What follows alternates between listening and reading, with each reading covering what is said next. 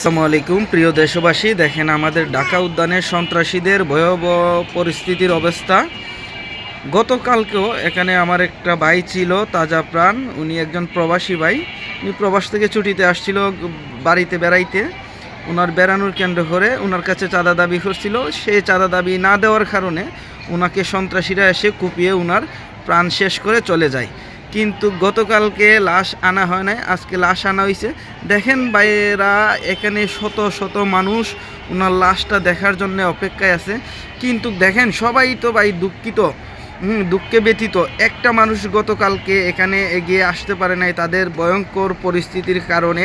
আমি ছিলাম পাশের একটি রোডের 2 নাম্বার রোডে, আমার ফ্লোর ছিল 6 নাম্বার। আমি ওইখান থেকে দৌড়িয়ে গিয়ে কোনো সন্ত্রাসীকে ধরতে পারি নাই, না ধরার কারণে আমি কাউকে দেখতেও পারি নাই। আজকের পরিস্থিতিটা হচ্ছে এই হচ্ছে অবস্থা আমাদের ঢাকা উদ্যানের। প্রিয় দেশবাসী, আপনারা যে কোনোভাবে সবাই ঐক্যবদ্ধ থাকবেন, একতা থাকবেন। কোনো সন্ত্রাসী কারো উপরে হামলা করলে তাদের বিরুদ্ধে আপনারা নড়বেন। প্রিয় দেশবাসী, আপনারা সবাই ভালো থাকবেন। এই পর্যায়ে আমার ভিডিওটা দেখবেন, বেশি বেশি করে লাইক করবেন। সন্ত্রাসীদের থেকে দূরে থাকার জন্য সবাইকে সতর্ক করবেন। সন্ত্রাসীদের আশেপাশে থাকবেন না এবং সন্ত্রাসী দেখলে আপনারা প্রতিহত করবেন। ভালো থাকবেন দেশবাসী। আসসালামু আলাইকুম।